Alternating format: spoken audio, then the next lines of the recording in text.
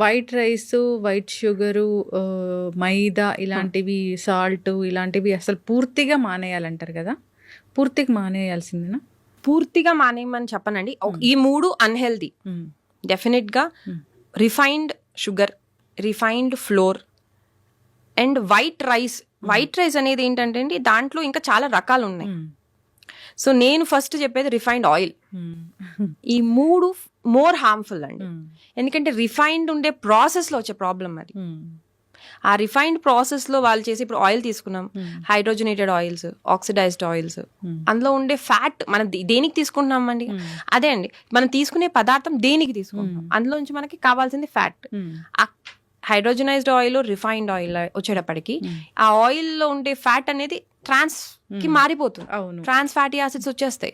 So అలాంటి తీసుకున్నప్పుడు మనకి కావాల్సిన గుడ్ ఫ్యాట్ రాదు, మనకి ఏదైతే యూస్ఫుల్ బాడీకి ఆ ఫ్యాట్ ఉండదు. అది ఇంకా లివర్ కి స్ట్రెస్ అండ్ ఇన్ఫ్లమేటరీ కండిషన్ కి తీసుకెళ్తుంది తప్ప మనకి సొల్యూషన్ రాదు. కాబట్టి నేను రైస్ కన్నా ముందు ప్రిఫరెన్స్ ఈ 3 అవాయిడ్ చేయమని చెప్పాను. రిఫైన్డ్ షుగర్ కూడా అంతేనండి. కాన్సన్ట్రేటెడ్ గా మనం షుగర్ పెడతాము ఒకే దీంట్లో, అండ్ కెమికల్స్ చాలా యాడ్ అవుతాయి. ఎప్పుడైతే మీరు అది 1 స్పూన్ తీసుకున్నా కూడా మనకి సడన్ గా మనం వార్ జోన్ డిక్లేర్ చేసేస్తున్నట్టు ఇన్ ద సెల్స్ లెవెల్లో. మనకి టేస్ట్ వరకే మనకి బాగుండేది, ఆ తర్వాత గట్లో కొంచెం డోపమైన్ రిలీజ్ అవగానే రిలాక్స్ అవుతాం. కానీ సెల్యులార్ లెవెల్లో చూస్తే సడన్ గా వార్ వచ్చి ఏదో ఇన్ఫ్లమేటరీ కండిషన్ వచ్చేసి ఇవన్నీ విపరీతమైన స్ట్రెస్ లోకి వెళ్తాయి. రిఫైన్డ్ ఫ్లోర్, మైదా గట్ ని లీక్ చేసుకుంటూ వెళ్తుందండి. అది అసలు మనకి గట్ హెల్త్ కి గట్ బ్యారియర్ అనేది ఉంటుందండి ఎందుకంటే అది ఒక మనకి ఇండియాకి బార్డర్ లో ఉండే సోల్జర్స్ లాగా. దాన్ని మనం బ్రేక్ చేసాము అంటే మనకి ఇండియా దేశంలోకే మనం ప్రాబ్లం వచ్చేసినట్టే. సిమిలర్ గా ఇక్కడ గట్ బ్యారియర్ బ్రేక్ అయింది అంటే వెంటనే మనకి ఇంటర్నల్ బాడీ ఆఫ్ ఎన్విరాన్మెంట్ అనేది మొత్తం డిస్టర్బ్ అయిపోతుంది. ఇప్పుడు వీటన్నిటిని బట్టి చూస్తే మీరు చెప్పిన దాన్ని బట్టి ఇన్ని రోజులు విరుద్ధాహారాలు తీసుకున్నాము, ఎట్లాగో మా గట్ హెల్త్ అనేది పాడైపోయింది, ఇది బాగా చేసుకోవచ్చు డాక్టర్ గారు? చేసుకోవచ్చు అండి. ఫస్ట్ చేయాల్సింది రిమూవ్ ద హ్యాబిట్ అండి. ముందు మనం ఏం చేస్తున్నాం, ముందు దాని నుంచి బయటికి రావటం. సెకండ్, ఎప్పుడు కూడా ఒక ఆమదోషం అనేది వచ్చింది, దీని ఆమదోషం అంటామండి, ఏదైతే అరగదో దాన్ని మనం డీటాక్స్ చేసుకోవాలి అంటే ఫస్ట్ స్టెప్ చేయాల్సింది మన అగ్ని స్టిమ్యులేషన్. మనకి ఏదైనా సరే బాడీలో ఎక్కడైనా స్టక్ అయిపోయినా దాని ఎక్స్క్రీట్ అయ్యే ఫామ్ లోకి తీసుకురావాలి, లేదా అయితే మనకు అది యూస్ఫుల్ అవ్వాలి లేదా ఎక్స్క్రీట్ అవ్వాలి. 2 ఆప్షన్స్ ఉంటాయండి మనం తీసుకున్న ఫుడ్ కి. సో అది ఎక్స్క్రీట్ అవ్వాలన్నా కూడా ఆ ట్రాన్స్ఫర్మేషన్ జరగాలి అంటే ముందు మన అగ్ని ప్రాపర్ గా ఉండాలి. ఈ అగ్ని ప్రాపర్ ఉండాలి. మనం లివర్ హెల్త్ ని ఎప్పుడు జాగ్రత్తగా చూసుకోవాలి. ఈ లివర్ హెల్త్ ని మనం ఎన్హాన్స్ చేసుకుంటూ ఇవి రిమూవ్ చేసి మన అగ్ని స్టిమ్యులేటింగ్ అంటే ఇప్పుడు జింజర్, జీలకర్ర, వాము, సొంటి ఇవన్నిటిని అక్కడ ఉండే కండిషన్ బట్టి మనం వాడగలిగితే ఇది డెఫినెట్లీ ఆమదోషం క్లియర్ అవుతుంది. చాలా మెటబాలిక్ డిజార్డర్స్ కి బేస్ లో ఉంటుందండి ఇది. సీట్, మేజర్ సీట్ క్లియర్ చేసుకోవచ్చు అండి ఆమదోషం అనేది. ఇప్పుడు గట్ హెల్త్ ఇంప్రూవ్ చేసుకోవాలంటే ప్రోబయోటిక్స్, ప్రీబయోటిక్స్, ప్రోబయోటిక్స్ అని చెప్తూ ఉంటారు. అవునండి. ఏం ఫుడ్స్ లో ఉంటాయి డాక్టర్ గారు? స్వీట్ పొటాటోస్ అన్ని కూడా మనకి ప్రీబయోటిక్ కిందకి వెళ్తుందండి. దానికి మెయిన్ ప్రీబయోటిక్ కండిషన్ కి మనకి కావాల్సింది ఏంటంటే కాంప్లెక్స్ కార్బ్ కావాలి ఫస్ట్, తర్వాత గుడ్ ఫ్యాట్ ఉండాలి. ఆ 2 ఉంటేనే ఆ షార్ట్ చైన్ ఫ్యాటీ యాసిడ్స్ ని యూటిలైజ్ చేసుకునే మన బ్యాక్టీరియా అనేది డెవలప్ అవుతుంది. సో బేసిక్ గా ఈ 2 కండిషన్ ఉండే ఫుడ్స్ వెళ్ళటం ఇంపార్టెంట్. గుడ్ ఫైబర్ ఉండాలి మన ఫుడ్ లో. సో ఈ 3 కనుక ఉంటే, so whole grains, brown rice, quinoa, ఒక్కొక్కసారి ఓట్స్, బార్లీ, అది వేరియబుల్ గా వెరైటీ ఆఫ్ గ్రెయిన్స్ తింటే చాలా వరకు మనకి రకరకాల ఫ్యాటీ యాసిడ్స్ అనేవి వస్తాయి. ఈ రకరకాల ఫ్యాటీ యాసిడ్స్ బేస్ మీద రకరకాల బయోమ్ డెవలప్ అవుతుంది, డైవర్సిటీ ఆఫ్ బయోమ్ పెరుగుతుంది. అంటే బోల్డ్ రకాల బ్యాక్టీరియా ఉన్నప్పుడు మనకి చాలా కండిషన్స్ ని మనం రెసిస్టెంట్ గా ఉండగలుగుతాం. సో వెరైటీ ఆఫ్ గ్రెయిన్స్ తీసుకోవడం important, whole grains, refined grains కాకుండా. ఇప్పుడు చద్దన్నం చూస్తే వేరే స్టేట్స్ లో ఈ చద్దన్నం చాలా ఫేమస్ అయిపోయింది. మీరు యుఎస్ లో చదువుకొని వచ్చారు, అక్కడ అది చాలా ఫేమస్, వినే ఉంటారు, చూసే ఉంటారు. అంటే అండి వాళ్ళు చెప్పేది ఏంటంటే ముందు రోజు వండుకున్నది నెక్స్ట్ డే, అది దాన్ని ప్రాపర్ వేలో స్టోర్ చేయాలండి. మనం కూడా తోడు పెట్టిన అన్నం తినేవాళ్ళం, మీకు గుర్తుంటే. అది ప్రోబయోటిక్ ఫామ్ లోకి వెళ్ళాక మనం పొద్దున్నే తీసేసుకుంటాం. కానీ అది కూడా నా ఉద్దేశంలో పర్సన్ టు పర్సన్ వేరియబుల్ అయిపోతుందండి. అందరూ సద్దన్నం కరెక్ట్ కాదు, ఎందుకంటే దాంట్లో సేమ్ ఇప్పుడు అలర్జిక్ పేషెంట్ కి సద్దన్నం ఇబ్బంది అండి. ఎందుకంటే రైస్ లో మనం ఎప్పుడైతే స్టోర్ చేసుకున్నా, అంటే ఇప్పుడు మీ ఉద్దేశంలో ముందు రోజు వండేస్తారు, నెక్స్ట్ డే మార్నింగ్ అది తింటాం. అవును. అది తిన్నప్పుడు దాంట్లో కనుక ప్రోబయోటిక్స్ అవి యాడ్ అయి ఉంటే ఓకే అండి. అంటే మనం దాన్ని తోడు పెట్టి పాలు వేసి పెరుగు కింద మనం దాంట్లో తోడు పెట్టేస్తే అది ఒక రకంగా వర్క్ అవుతుంది. కానీ ఒక అలర్జిక్ పేషెంట్ కి అది అగ్రవేట్ అవ్వచ్చు, ఎందుకంటే హిస్టమిన్ లెవెల్స్ పెరుగుతున్నాయి. సో అందరికి ఇది సూటబుల్ అంటే కాదండి. ఎవరికి సూటబుల్ అంటే ఎక్కువగా ఇది కఫం పెరుగు వాతం ఎక్కువ ఉన్న వాళ్ళకి అది తీసుకోవచ్చు, ఎందుకంటే అది కఫాన్ని పెంచుతుంది, బ్యాలెన్స్ చేస్తుంది.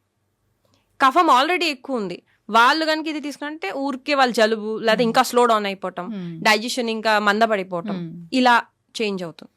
మనం కాకపోతే ఇందులో చాలా యాడ్ చేసుకోవచ్చు అండి. ఇప్పుడు సపోజ్ పచ్చిమిరపకాయ యాడ్ చేసాం అనుకోండి అది చేసేటప్పుడు, సో మనకి ఆ పెయిన్స్ కానీ ఆ మందం తగ్గడం కొంచెం తగ్గుతుంది. సో మనకి చాలా డిషెస్ లాగా ఉంటాయండి. కానీ దాన్ని ఫర్మెంట్ చేయడం బెటర్ డైరెక్ట్ గా సద్దన్నం కన్నా, ఎందుకంటే రైస్ లో మోల్డ్స్ కూడా ఈజీగా డెవలప్ అవుతాయండి. కాబట్టి నేనైతే దీనికన్నా ప్రోబయోటిక్ కి వెళ్ళటం బెటర్ సద్దన్నం కన్నా. ఒకవేళ దాన్ని మనం ఇట్లా చేసుకున్నట్టయితే తోడంటి అన్నం చేసుకుని దానిలాగా మార్చుకుని తింటే బెటర్. చెప్పినట్లుగా చద్దన్నం తీసుకుంటే మన గట్ హెల్త్ బాగుంటదని చెప్తారు, నిజంగానే బాగుంటుందా అండి? మనకి ఇప్పుడు వచ్చి చెప్పే చద్దన్నము మనం గట్ హెల్త్ కి తీసుకునే తోడు పెట్టి అన్నము రెండు వేరు వేరండి. సద్దన్నం అంటే ఇది వరకు నీళ్ళల్లో స్టోర్ చేసి రాత్రిపూట పెట్టేసేవారు. నెక్స్ట్ డే మార్నింగ్ ఆ నీళ్ళల్లో కడిగి ఆ రైస్ ని తీసుకుని దానికి కావాల్సిన తీసుకుని తినేవారు. ఇది మేజర్ గా రెసిస్టెంట్ స్టార్చ్ ఫుడ్ అండి. ఇది ఎక్కువగా డయాబెటిక్ వాళ్ళు తీసుకునేవారు, ఎందుకంటే దీంట్లో గ్లైసెమిక్ ఇండెక్స్ స్పైక్ అనేది స్లోగా రైజ్ అవుతుంది. ఇది సద్దన్నం అనేవారు. ఇప్పుడు తోడంటి అన్నం అంటే దానికి ఒక స్పెసిఫిక్ ప్రాసెస్ ఉంటుందండి. ఇది ఎక్కువగా గట్ హెల్త్ మీద బేస్ అయి ఉంటుంది, గట్ హెల్త్ కి చాలా యూస్ఫుల్ అని. అన్నం మనం రాత్రిపూట అన్నాన్ని ఫస్ట్ వాటర్ పోయాలండి అన్నం మునిగేటట్టు, తర్వాత అందులో పెరుగు వేయాలి. ఈ పెరుగు అనేది మనం జనరల్ గా ఏదైతే తోడు పెడతామో దానికన్నా కొంచెం ఎక్కువ క్వాంటిటీలో పెరుగు వేయాలి. దాంతో పాటు దాంట్లో అల్లము పచ్చిమిరపకాయ రెండు వేసి దాన్ని తోడేయాలండి. తర్వాత పాలు యాడ్ చేయాలి.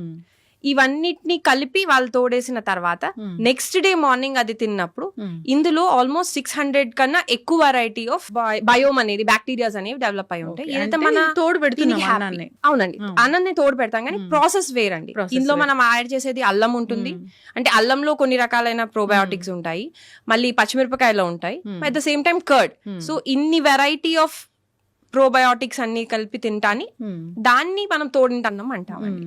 కానీ ఇది కూడా అందరికి ఒకేలాగా పనిచేయదు. ఎక్కువగా పెయిన్స్ వాత కఫాతత్వం ఉన్న వాళ్ళకి, మెటబాలిజం స్లో డౌన్ ఉన్న వాళ్ళకి మీరు పొద్దున్నే కనుక క్వాంటిటీలో పెడితే వాళ్ళకి మేబీ మందంగా అనిపించవచ్చు పొట్ట కానీ ఏదైనా. అదే కనుక పిత్తం కండిషన్ లో ఉన్న వాళ్ళకి ఇది చాలా హెల్ప్ఫుల్ అవుతుంది, పిత్త అగ్రవేషన్ లో ఉన్న వాళ్ళకి ఇది హెల్ప్ఫుల్. సో తోడింటి అన్నం అందరికి యూస్ఫుల్ అనేది కాదండి, మన కండిషన్ బట్టి అది వేరీ అవుతూ ఉంటుంది. అప్పుడు మనకి మిగతా వాళ్ళకి ఇంకా రకరకాల ఇంకా బోల్డ్ ఆప్షన్స్ ఉన్నాయండి ప్రోబయోటిక్ లో. ఇది వరకు లక్ష్మీ చార్ అని, ఇప్పుడు కెఫిర్ అని, కంబూచా అని, అట్లా రకరకాల ప్రోబయోటిక్స్ అనేవి బయటికి ఇప్పుడు తయారవబడుతున్నాయండి. సో మనం ఏది మనకి సూటబుల్ చూసుకుని అది తీసుకోవటం కరెక్ట్. ఇప్పుడు మా అందరికీ తెలిసిన ఏంటంటే చద్దన్నం తింటే మా గట్ హెల్త్ బాగుంటుందని ఇప్పుడు అందరూ తినడం మొదలు పెట్టారు. అంటే వేరే స్టేట్స్లో కూడా అదే చేస్తూ ఉన్నారు.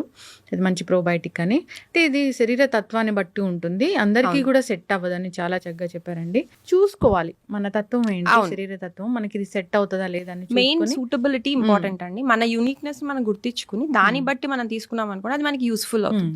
ఇప్పుడు ఎవరైనా పెయిన్స్ ఉన్న వాళ్ళు లేకపోతే వాత కఫం వల్ల వచ్చిన పెయిన్స్ వాళ్ళు సద్దన్నం మీరు చెప్పే సద్దన్నం అంటే ఈ తోడంటి అన్నం అనేది కంటిన్యూస్ గా 40 days తీసుకుంటే వాళ్ళకి అగ్రవేషన్ ఉంటుందండి పెయిన్స్.